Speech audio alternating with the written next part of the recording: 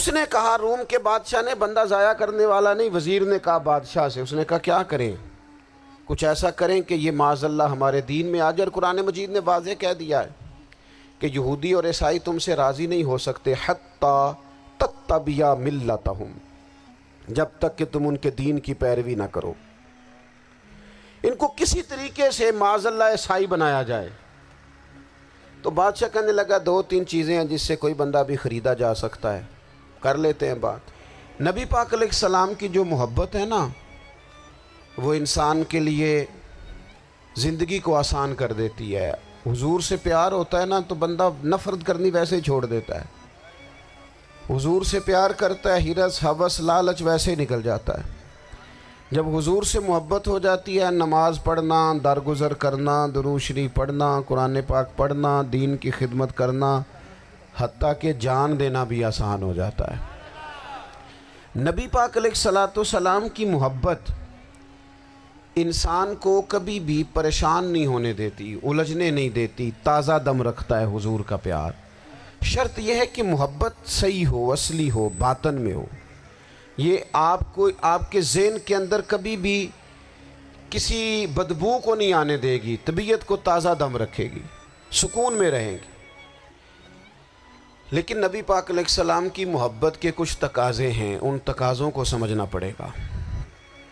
بالخصوص امت اس وقت جس جگہ پہ کھڑی ہے،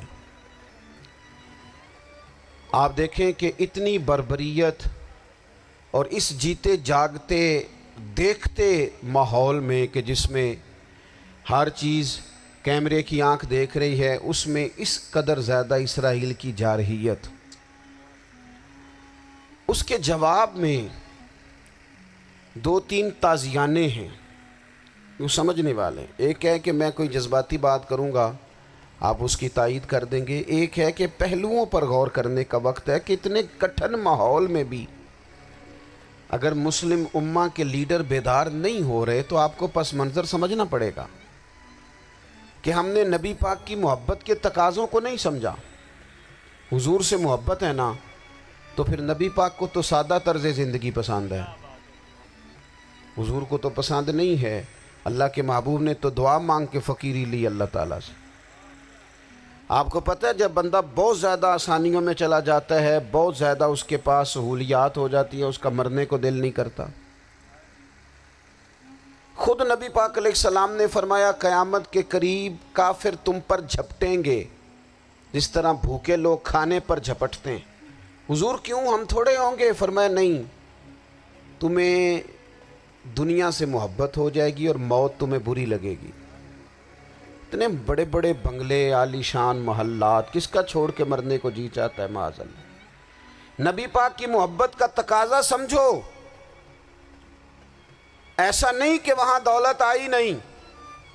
حضور تو فرماتے ہیں کہ اللہ نے خزانوں کی کنجیاں میرے ہاتھ میں رکھ دی ہیں، لیکن میں نے عرض کیا مالک ایک وقت روٹی دینا اور ایک وقت کا فاقہ دینا۔ کنجیاں خزانوں کی اللہ نے دی۔ جب تک آپ اپنا طرز زندگی، یہ جو بہت دنیا کا پیار ہے نا، بہت زیادہ مرنے کی ہرس، یہ بہت زیادہ جینے کی ہرس، تو اللہ تعالیٰ نے قرآن پاک میں یہودیوں کا طریقہ بیان کیا کہ وہ کبھی مرنے کی تمنا نہیں کریں گے کیونکہ جینے کی ہرس رکھتے ہیں۔ نبی پاک علیہ السلام کے غلاموں، طرز زندگی جب تک سادہ نہیں ہوتا اور جب تک یہ دنیا کے جھمیلوں سے کسی کو دولت دے کر پیچھے کر دیا جاتا ہے، کسی کو عہدہ دے کر چپ کرا دیا جاتا ہے، کسی کو اقتدار دے کر چپ کرا دیا جاتا ہے، رسول اللہ صلی اللہ علیہ وسلم کے سچے غلام ان ایک بات کی سمجھ آ گئی تھی کہ ہمیں ہمارے رب نے کہا ہے قُلْ إِن كُنْتُمْ تُحِبُّونَ اللَّهَ فَاتَّبِعُونِي يُحْبِبْكُمُ اللَّهُ۔ اے محبوب آپ ان سے فرما دیں اگر رب سے محبت کرنا چاہتے ہیں تو آپ کی پیروی کریں، اللہ خود ان سے محبت فرمائے گا۔ جب رب بھی ان کا ہو جائے گا، جب رب بھی ان کا کی محمد سے وفا تو نے تو ہم، یہ جہاں چیز ہے کیا، یہ لوح و قلم تیرے ہیں، اس کا کیا مطلب ہوا؟ لوح و قلم، قلم لکھتی ہے نا تقدیریں، مقدر فیصلے، تو لوح و قلم تیرے ہیں، اس کا مطلب یہ ہے کہ پھر رب کریم تیرے اوپر فضل کرے گا، اور وہ جن فیصلوں کی امت کو دیانت سے چاہت ہے اللہ اپنے فضل سے وہ فیصلے فرمائے گا۔ جب تک زندگی حضور کی غلامی کی طرف نہیں جاتی وہ اللہ تعالیٰ کی تائید نہیں پاتی۔ حضرت عبداللہ ابن حذافہ رضی اللہ تعالیٰ عنہ کو رومیوں نے قید کر لیا تھا، اور جب رومی آپ کو قید کر رہے تھے، پکڑ رہے تھے، جنگ میں کچھ موڑ ایسا آ گیا کہ بظاہر مسلمانوں کے قدم پیچھے ہٹ رہے تھے، تو 1000 آدمی نے 100 آدمی نے مل کے آپ کے گرد گھیرا ڈالا اور بڑی مشکل سے آپ کو گرفتار کیا۔ جب بادشاہ کے سامنے لے گئے نا تو بادشاہ سے اس کا سپہ سالار کہنے لگا کہ بندہ ضائع کرنے والا نہیں، یہ بات سمجھیں آپ، ہماری طبیعت کے مطابق جو بندہ پورا نہیں اترتا ہم ضائع کر دیتے ہیں۔ حالانکہ اگر آپ کو مخالف صف میں بندہ کام کا نظر آئے تو آپ غور فرمائیں کہ یہ ہمارے قافلہ محبت میں کیسے شامل ہو سکتا ہے، اس کے لیے جد و جہد کریں تاکہ اس سے کام لیا جا سکے۔ اس نے کہا، روم کے بادشاہ نے، بندہ ضائع کرنے والا نہیں، وزیر نے کہا بادشاہ سے، اس نے کہا کیا کریں، کچھ ایسا کریں کہ یہ معاذ اللہ ہمارے دین میں آ جائے۔ اور قرآن مجید نے واضح کہہ دیا ہے کہ یہودی اور عیسائی تم سے راضی نہیں ہو سکتے حتیٰ تتبع ملتہم، جب تک کہ تم ان کے دین کی پیروی نہ کرو، ان کو کسی طریقے سے معاذ اللہ عیسائی بنایا جائے۔ تو بادشاہ کہنے لگا 2-3 چیزیں ہیں جس سے کوئی بندہ بھی خریدا جا سکتا ہے، کر لیتے ہیں بات۔ اس نے سب سے پہلے حضرت عبداللہ ابن حذافہ سے کہا کہ جتنے پیسے آپ کہیں گے آپ کو ملیں گے، آپ اس دین میں آ جائیں معاذ اللہ۔ تو حضرت عبداللہ ابن حذافہ نا، کچھ لوگ بڑے سیانے ہوتے ہیں، بردبار ہوتے ہیں، بعض باتوں پر غصہ نہیں کرتے، ہنستے ہیں۔ حضرت عبداللہ ابن حذافہ ہنس پڑے، فرمانے لگے تجھے کس نے بادشاہ بنایا، تو بڑا بیوقوف آدمی ہے۔ اس نے کہا کیا مطلب؟ فرمانے لگے نادان، میں تو تلوار لے کے میدان میں آیا ہوں، مجھے دولت کمانی ہوتی میں تجارت کرتا، میں تجارت نہیں کر رہا، میں تو شہادت کے لیے نکلا ہوا ہوں، اور تو مجھے کہہ رہا ہے پیسے لے لے، کو عقل کی بات کر۔ اس نے دوسری بات کی، اس نے کہا کہ میں بادشاہ ہوں، میرے نیچے جتنے بھی عہدے ہیں، وزیر، مشیر، وزیر خزانہ، جو آپ عہدہ کہیں گے آپ کو دے دیا جائے گا، آپ اس طرف آ جائیں۔ تو حضرت عبداللہ ابن حذافہ کہنے لگے پھر کہتا ہوں تو بڑا نادان ہے۔ فرمانے لگے میں حضور کا صحابی ہوں، اور صحابی ہونے سے بڑا عہدہ دنیا میں ہے ہی کوئی نہیں۔ صحابہ وہ صحابہ جن کی ہر صبح عید ہوتی تھی، خدا کا قرب حاصل تھا، نبی کی دید ہوتی تھی۔ کہا تو مجھے لالچ دے رہا ہے۔ اب انہوں نے ایک نئی چال چلی۔ وزیر کہنے لگا کہ میں ایک اور طرح سے معاذ اللہ کوشش کرتا ہوں پگھلا دینے کی۔ آپ اندر کمرے میں قید تھے تو وہاں ایک خاتون کو بنا سنوار کر بھیج دیا گیا۔ دوستو یاد رکھنا، تگڑا اور مضبوط جوان پتہ کون ہوتا ہے؟ جس کی نظریں پوری طرح اس کے کنٹرول میں ہوں، یہ علامت جوانی ہے۔ جس آدمی کا پوری طرح، 2 لوگ دنیا میں کبھی کوئی کارنامہ سر انجام نہیں دے سکتے، ایک جو حرام کھاتا ہو، ایک جس کی نظر ناپاک ہو۔ محمد بن قاسم جب یہاں آئے تھے نا تو ایک دن بڑے پریشان تھے، تو ایک بزرگ کہنے لگے آپ کیوں پریشان ہیں؟ کہنے لگے راجہ دہر سے مقابلہ ہے، اور ہماری فوج تو سندھ کے رستے بھی نہیں جانتی، زبان بھی نہیں جانتی، لڑیں گے کیسے؟ 2-4 دن کے بعد ان بزرگوں کی دوبارہ محمد بن قاسم سے ملاقات ہوئی تو بڑے خوش تھے۔ کہا اب آپ کیوں خوش ہیں؟ کہنے لگے وہ میرا مقابلہ نہیں کر سکتا، میں نے تحقیق کر لی ہے۔ کہا کیوں؟ کہنے لگے نظر کا گندہ ہے، اور جو نظر کے گندے ہوتے ہیں وہ میدانوں میں ٹھہرا نہیں کرتے۔ میدان کے لیے نکلنے کے لیے پاک جوانی کی ضرورت ہوتی، تطہیر مزاج ہونا ضروری ہوتا ہے، پاکیزہ افکار اور سچی اور سچی ستھری سوچوں کا ہونا ضروری ہوتا ہے۔ اس لیے فرمایا کہ میرا مقابلہ نہیں کر سکتا۔ حضرت عبداللہ ابن حذافہ کمرے میں تھے، تو وزیر کی بیٹی اندر سجی سنوری پہنچ گئی. جیسے ہی آپ نے اس کفر کی چال کو دیکھا تو تیمم کر کے نفل شروع کیے. وہ ساری رات بیٹھی رہی. رب کا بندہ ساری رات عبادت کرتا رہا. عبادت بڑا سہارا ہے، مصلی بڑا سہارا ہے اللہ کے بندوں. صبح دروازہ کھولا، وزیر نے اپنی بچی سے پوچھنا چاہتا تھا رزلٹ کیا نکلا، تو وہ کہنے لگی پیچھے ہٹ جا، اب تیرا میرا تعلق کوئی نہیں، میں نے نبی پاک کا کلمہ پڑھ لیا. اس نے کہا میں نے بھی زمانہ دیکھا ہے، پر یہ کیا لوگ ہیں، کستوری کے بنے ہوئے، سندل سے دھلے ہوئے، کہ میں ساری رات کمرے میں رہی اور 100 اور 1000 آدمی جس جوان کا مقابلہ نہ کر سکے، اتنا طاقتور جوان کمرے میں رہا اور اسے نظر اٹھا کے نہ دیکھا. او کچا رنگے للاری والا جڑا چڑھدا تے لیندا رہندا ہے، اے عشق تیرے دا رنگ محمد چڑھیا پھر نہیں لیندا. سبحان اللہ. میں کہا ایک دفعہ نظر اٹھا کے نہیں دیکھا، کمال ہو گئی. اتنے بڑے لوگ، اتنی بڑی سعادت مندی، فیروز بختی، معاملہ فہمی، حد ہو گئی. اللہ اکبر. دوستو، بادشاہ جب پوری طرح ہار گیا نا، اس نے کہا مار دو. تیل گرم کیا ایک کڑاہی میں، اور جب آپ کو اس میں ڈالنے لگے تو آپ کی آنکھوں میں آنسو آ گئے. بادشاہ کا خیال ہوا شاید نرم ہو گئے ہیں. کہنے لگا روئے کیوں؟ فرمانے لگے سوچتا ہوں جان ہی ایک ہے، کتنا مزہ ہے اس کی راہ میں جان دینے کا، کتنی لذت ہے اس کے نام پر مرنے میں، کتنا لطف ہے. جے تو چڑھیا اتے دار بھی نہیں، تے جے تو وکیا عشق بازار بھی نہیں، تے ایڈا سستا سودا پیار بھی نہیں، تے ایڈا سستا لبدا یار بھی نہیں.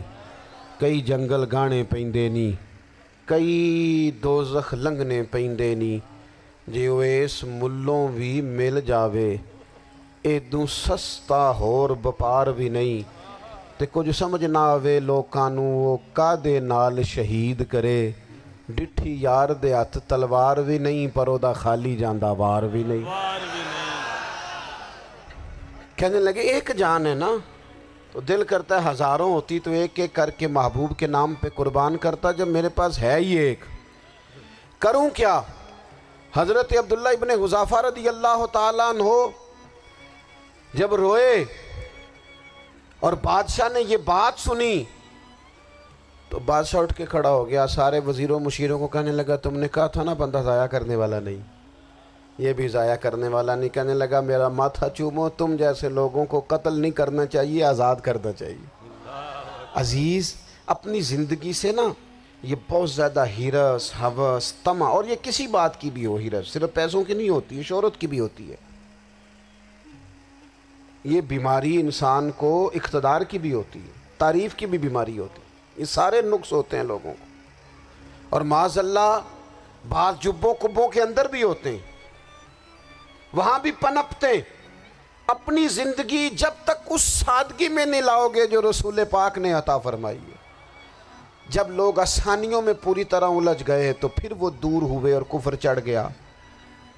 دوسری بات، اللہ کے محبوب صلی اللہ تعالی علیہ وسلم کی محبت ہم سے تقاضا کرتی ہے کہ ہم اس مشن کے لیے کام کریں جس مشن کے لیے رسول پاک نے کام فرمایا ہے. ہم سارے کام بڑی مضبوطی سے، سوچ سمجھ کے، تدبر سے، حکمت سے، تقاضوں کو مد نظر رکھتے ہوئے کرتے ہیں. سارے کام. دین کے کام میں ہمارا مزاج نہیں ہوتا، او ہو جائے گا جی، آپ بسم اللہ پڑھیں جی، شروع کریں جی.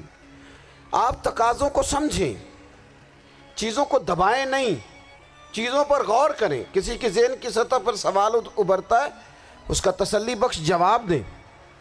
اپنی زندگی میں دین کے کام کے لیے اپنے آپ کو وقف کریں. اور دین کے کام کے بہت سارے پہلو ہیں. ہزاروں لوگوں کو قرآن پاک ٹھیک پڑھنا نہیں آتا، ہزارہا لوگ ہیں جو قرآن مجید کے مطالب سے آگاہ نہیں ہیں، دین کی بنیادی ضروریات سے لوگ نابلد ہیں. میں آپ کو کس طرح یہ بات سمجھاؤں کہ ہزاروں کی تعداد میں طلاقیں اس لیے ہوتی ہیں کہ مردوں کو طلاق کے مسئلے نہیں آتے. انہیں پتہ نہیں ہے کہ مجھے حقوق زوجین کے معاملے میں کیسے چلنا ہے. ढेर सारे घरों में तबाही इसलिए है कि तरबियत औलाद का दीनी मनहज हमें नहीं पता। अपना हिस्सा मिलाएं दीन के काम में। एक आदमी को अगर तू नमाजी करने में कामयाब हो गया, तेरी जिंदगी बदल गई।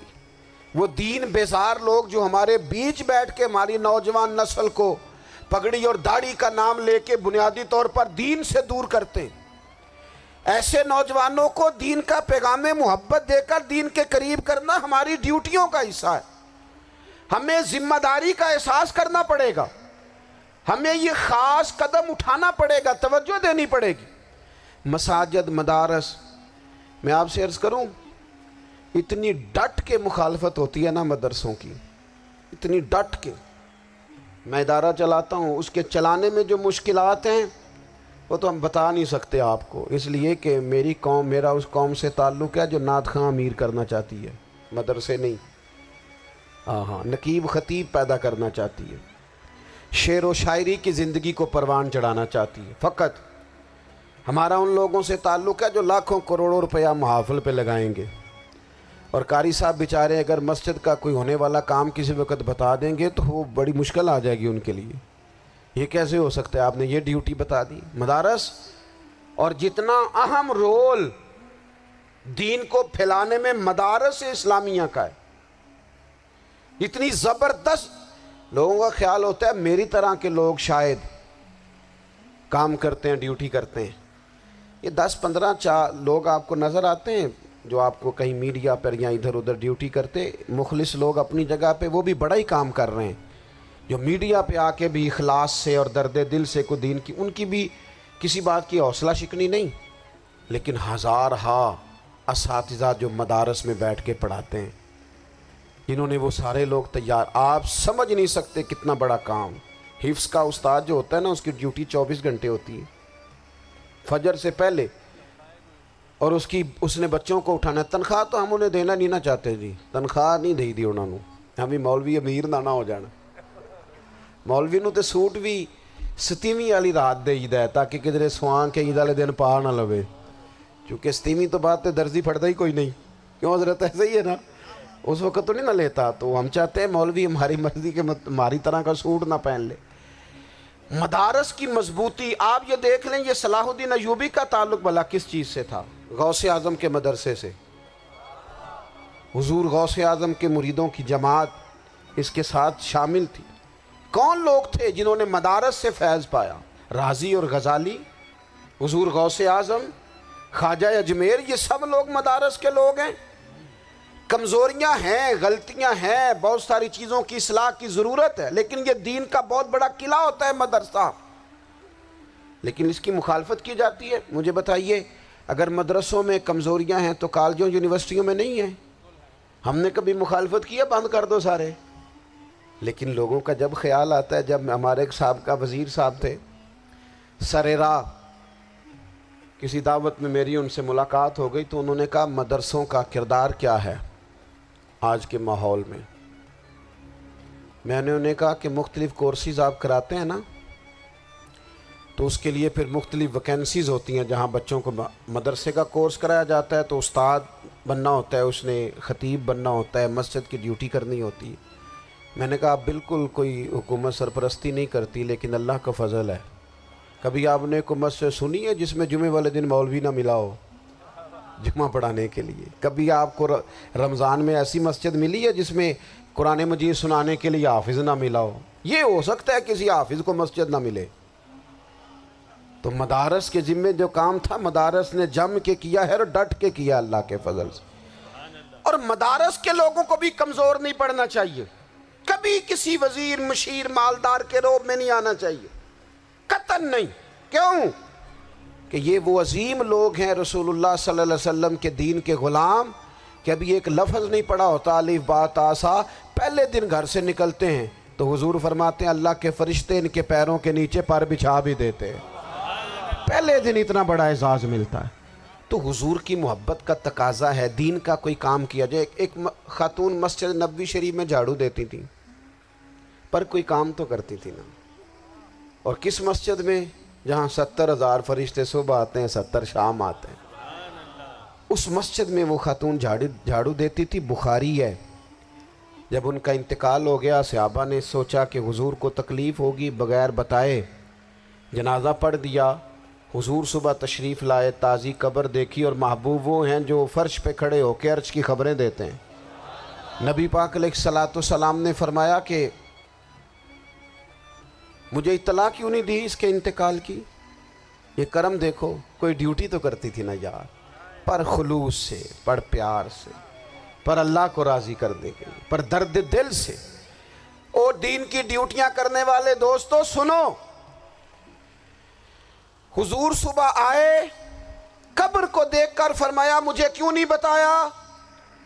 یا رسول اللہ آپ کو تکلیف دینا مناسب نہ جانا؟ تو قبر پہ کھڑے ہو کے حضور نے فرمایا صف بناؤ، میں دوبارہ جنازہ پڑھاؤں گا۔ صف بناؤ، میں دوبارہ جنازہ پڑھاؤں گا۔ کوئی ڈیوٹی تو۔ تیسرا تقاضا حضور کی محبت کا، سمجھو میں بس بڑی جلدی بات سمیٹنے لگا ہوں۔ حضور کی امت سے پیار کرو، یہ نبی پاک کی محبت کا تقاضا ہے۔ حضور اس بندے سے بڑے راضی ہوتے ہیں جو حضور کی امت سے پیار کرتا ہے۔ آپ کو پتہ ہے حضرت جبریل امین علیہ السلام نے معراج کی رات حضور علیہ الصلوۃ والسلام سے عرض کی تھی کہ اللہ کی بارگاہ میں عرض کیجئے گا میری بھی ڈیوٹی لگ جائے آپ کی امت کے ساتھ محبت کرنے پر۔ تو یہ کیوں کہا تھا انہوں نے؟ علماء نے لکھا اس لیے کہا تھا کہ حضرت جبریل بھی جانتے ہیں کہ حضور کی امت سے محبت کی بات کی جائے نا تو نبی پاک راضی ہوتے ہیں۔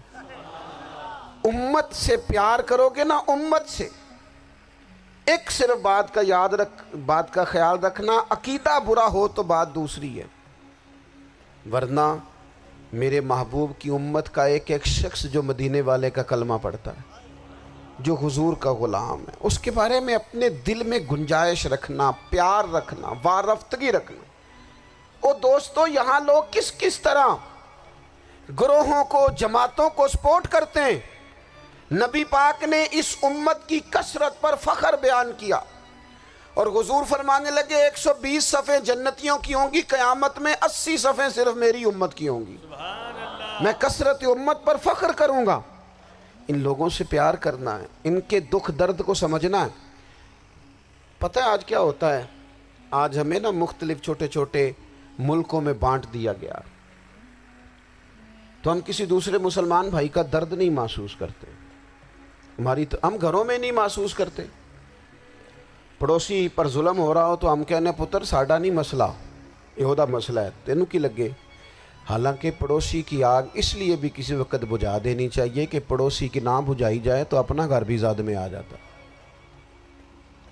آج امت مسلمہ سے ہمیں بس لگا دیا گیا اپنے حصے کی روٹی کماؤ، اپنے حصے کی کوٹھی بناؤ، اپنے حصے کی گاڑی خریدو، اپنے حصے کا کام کرو۔ امت کا درد، امت کی بات، وحدت امت کا تصور، امت کا دوبارہ سے وہ شان ارسل رسولہ بالہدی ودین الحق لیظہرہ علی الدین کلہ، وہ تصور کب ہوگا؟ اس وقت ہوگا جب ہم بات امت کی کریں گے۔ نبی پاک علیہ السلام نے فرمایا مسلمان کی مثال ایک جسم کی طرح ہے، جسم کے ایک حصے کو تکلیف ہو تو سارا آزمائش میں آ جاتا ہے۔ مجھے بتاؤ یہ انگلی درد کرتی ہو، یہ انگلی جسم کا حصہ ہے نا، تو میرا خیال ہے دماغ یہ کہہ دے گا کہ انگلی کی درد ہے نا مینوں کی لگے، دل کہہ دے گا کوئی نہیں ٹینشن لینے، انگلی کا مسئلہ ہے نا۔ ایسا نہیں ہوتا، بلکہ جب انگلی میں درد ہوتی ہے تو دماغ منصوبہ بندی کرتا ہے کہ اس کا علاج کیسے ہو سکتا ہے، دل پریشان ہوتا ہے، پیر چل کے جاتے، ہاتھ وہ دوائی وصول کرتے، دانت اسے چبا کر، حلق اسے نگل کر، معدہ اسے ذخیرہ کر کے جسم میں پھیلاتا ہے، پھر جا کے انگلی شفا پذیر ہوتی ہے۔ ایک حصے کو درد ہو تو سارا حصہ کام پہ لگ جاتا ہے۔ اسرائیل اگر تکلیف دے رہا ہے فلسطینیوں کو تو ہونا چاہیے تھا نا بعض مسلمان حکمرانوں کو نیند نہ آتی، وہ درد دل محسوس کرتے۔ ہونا چاہیے تھا نا کہ بعض لوگ یہاں ہم کیا کرتے ہیں بھلا بیٹھ کے؟ اب تو مجھے بعض چیزوں سے کوفت بھی ہونے لگا، ہم دیتے ہیں بیان، مذمت۔ آپ کے بیان دینے سے کیا ہوگا؟ فلانے نے بھی بیان دے دیا، فلانے نے بھی کلپ دے دیا، یہ کیا کر رہے ہیں؟ یہ تو آپ زندہ رہنا چاہتے ہیں. وہ جس طرح آج کل ہمارے ہاں بہت ساری چونکہ جماعتیں ہیں تو کشمیر ڈے آتا ہے نا تو مل کے ریلی نہیں نکالی جا سکتی, سوال نہیں پیدا ہوتا, کیونکہ ہمیں جماعتوں کو زندہ رکھنا ہے. اس جماعت کی خبر الگ لگنی چاہیے, اس جماعت کی خبر الگ. تو ایسے کوئی انقلاب آئے گا؟ یاد رکھنا امت کو پوری کو ایک طاقتور آواز بننا پڑے گا. ہمیں تھوڑا تھوڑا اوپر اٹھ کے سوچنا پڑے گا. خدا را اللہ تعالیٰ مجھے معاف کرے اگر کوئی بات میں ستی کر رہا ہوں, دل کی گہرائی سے عرض کرتا ہوں اب تو بڑا سخت وقت آ گیا. اب چونکہ اب تو کیمرے کی آنکھ آئی ہے تو وہ زخمی بچے دیکھے نہیں جاتے, وہ تڑپتی مائیں دیکھی نہیں جاتی, وہ سسکتی اور آواز دیتی بیٹیاں سنی نہیں جاتی. وہ آوازیں ایسی ہیں جیسے وہ رات کے سناٹوں میں چیخیں بن کے لوگوں کو جگایا کریں گی. خدا را کچھ جرم ایسے ہوتے ہیں جن کی سزائیں بڑی سخت ہوتی ہیں, جن کی معافی بڑی مشکل سے ہوتی. اپنے اندر جذبہ ایمانی پیدا کریں. اور میرے دوستو بستر پر بھی تو لوگ ماری جایا کرتے ہیں نا. اپنی زندگی رسول اللہ صلی اللہ علیہ وسلم کے دین کے نام کرو. جذبہ جہاد, شوق شہادت اور عشق رسول, یہ عناصر ہیں جو امت مسلمہ کو پیروں پر کھڑا کریں گے. 2 منٹ کے لیے سوچو, امت اگر اسی طرح کٹتی رہی, پریشان رہی, دکھتی رہی اور باری باری کر کے, اقبال نے کیا کہا تھا؟ اس نے کہا تھا وطنوں میں, انہوں نے کہا تھا کہ ان تازہ خداؤں میں بڑا سب سے وطن ہے, جو پیرہن اس کا ہے وہ مذہب کا کفن ہے. تو اقبال ہم کیا کریں, کہنے لگے بازو تیرا توحید کی قوت سے قوی ہے, اسلام تیرا دیس ہے, کیونکہ تو مصطفی ہے. تو بحیثیت مسلمان سوچنا شروع کر, بحیثیت مسلمان. اور یوں تو سید بھی ہو, مرزا بھی ہو, افغان بھی ہو, تم سبھی کچھ ہو, بتاؤ کہ مسلمان بھی ہو. تمہارے اندر کہیں سے کوئی مومن بھی بولتا ہے کہ نہیں؟ علاقائی تعصبات اور ملکی سرحدوں میں قید ہو جانے والوں, تم ایک نبی کی امت ہو. کیوں نہیں سمجھتے جب کشمیر کی بیٹی روتی ہے تو مدینے والے محبوب پاک علیہ السلام کی امت کی بیٹی روتی ہے, جب فلسطین کی بیٹی روتی ہے تو امت کی بیٹیاں روتی. خدا را کچھ درد دل اپنی طبیعت میں پیدا کریں. میں حکمرانوں کی بات نہیں کرتا, میں تو عام لوگوں سے ایسے تبصرے سنتا ہوں جو نہیں کرنے چاہیے.